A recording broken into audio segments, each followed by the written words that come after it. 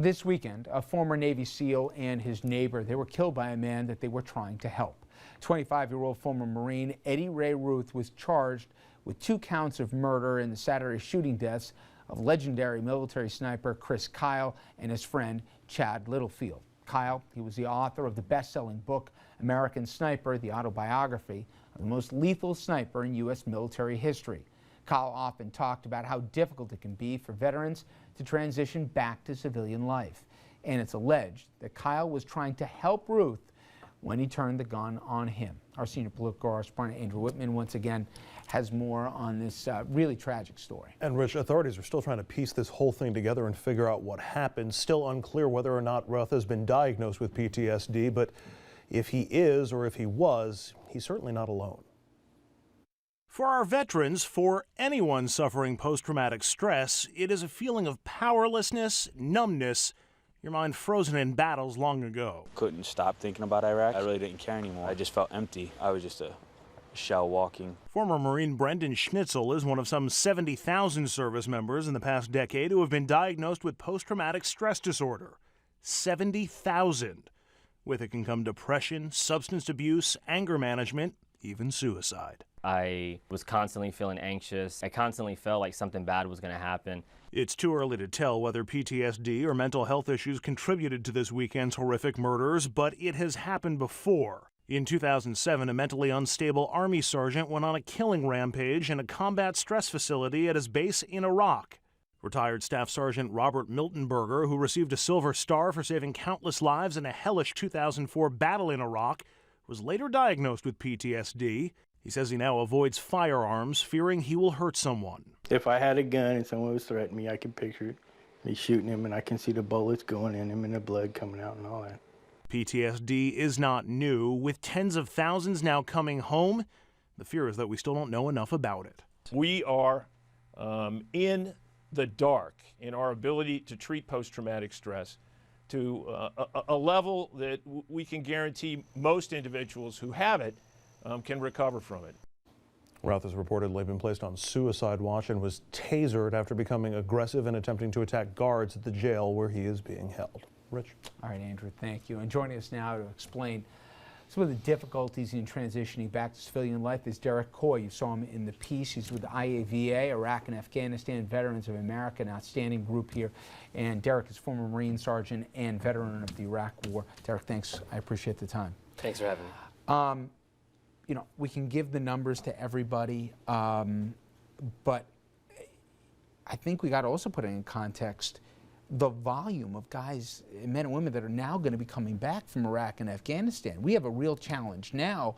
I can only imagine, and you can help put in context, it's going to multiply with the amount of people coming back stateside, right? Absolutely. And we discussed like the war when it's going to wind down, the drawdown in the summer of 2014, and we look at that, and it seems like okay, that's 18 months roughly, give or take.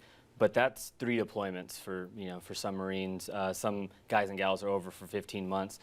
That's time that more people are going to go overseas and experience these traumatic experiences. And ultimately, they're being susceptible to PTSD, to traumatic brain injuries, all of these things that we're now reporting on. And it's just a shame that now, after this war in Afghanistan, for instance, it's been going on for 11, 12 years now. Now people are looking at it like, hey, we have a problem now. This is something we need to talk about. When in all actuality, there's never been a war that's not produced these same kind of symptoms, things of that nature. It's just that we're able to recognize it now. You know, at this set, I've spoken to vets who talk about the issue of homelessness, joblessness, domestic abuse, substance abuse, all elements attached to PTSD and unfortunately the unbelievable rates of suicides. But I was under the impression that we came a little late to the game, but the government and DOD got their act together 5-6 years ago, and they've set up programs to help guys coming back with reintegration. But am I wrong here? No, you're right. And there have been steps in the right direction to help our veterans with PTSD, TBI, just all the things that come with fighting a war. Unfortunately, it's just not enough. And we've been at war since 2001, October 2001. Never before have we seen these kind of deployments, these same troops going over and over. It's one thing if you ask most people, like, hey, could you imagine doing a combat tour?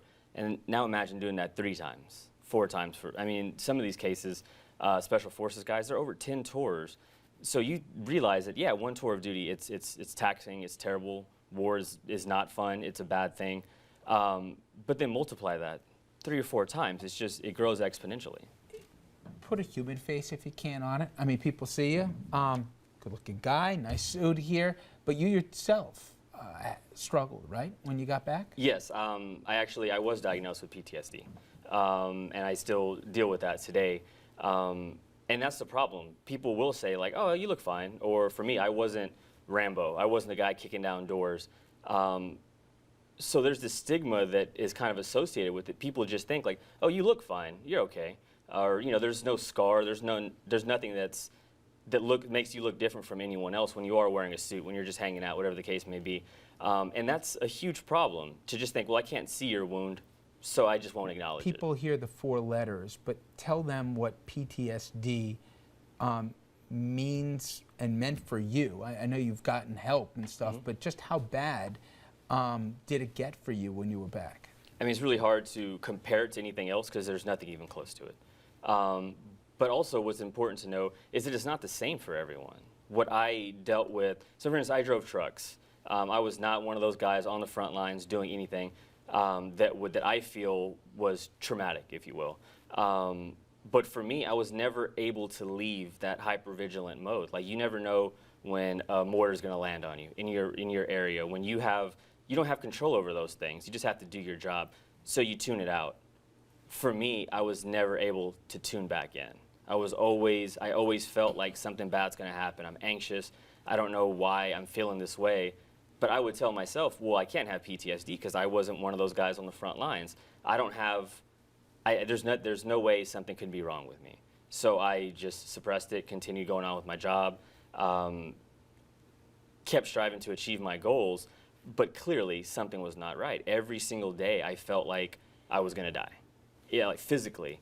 And there's nothing you can do. If you're not willing to accept what's going on and you're just ignoring it, you have to deal with that daily. So for me, it was always dealing with things on a daily basis and always in the back of my mind, like just being scared, like wondering, like, is something going to happen? Is something going on that I don't know about? And it got to the point where suicidal thoughts? Yeah.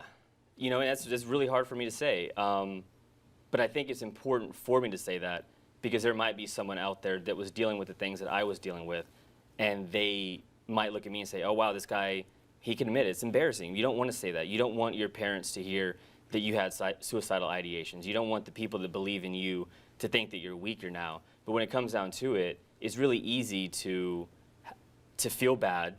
And when you think that things will never get better, it's easy to think, well, why continue going? If I'm going to continue feeling like I'm going to die every day, or if I'm going to constantly live in fear, what is the point in going on? Or if I drink and it makes me not think about my anxiety, why don't I just drink every day?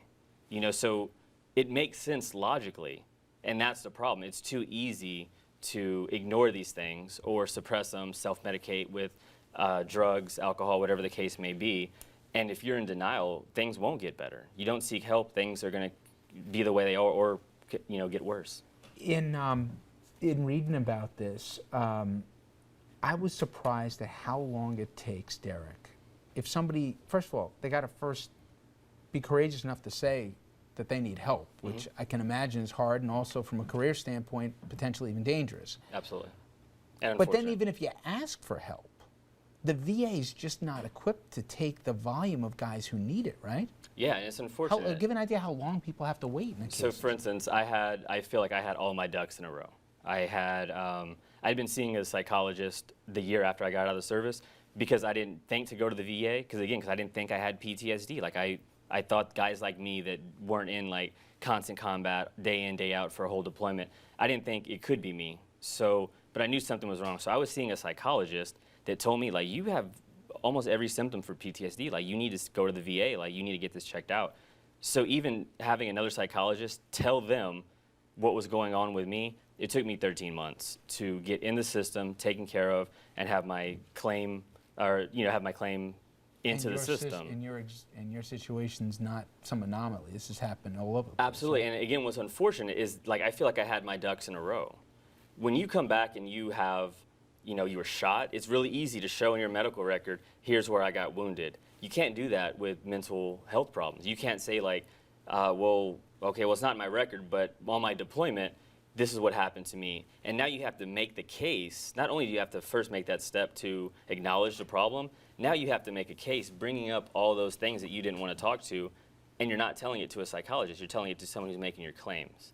So in that 13-month period, if you have suicidal ideations... And if they don't get their act together, the problem's only going to compound and multiply itself given the amount of people that are going to be coming back from Iraq and Afghanistan, right? Absolutely. And another thing to look at is when guys like me, when you serve, you never think like, okay, like maybe I should see if the government will be able to take care of me after my time in the service. Like, you don't think about that. Right. You serve.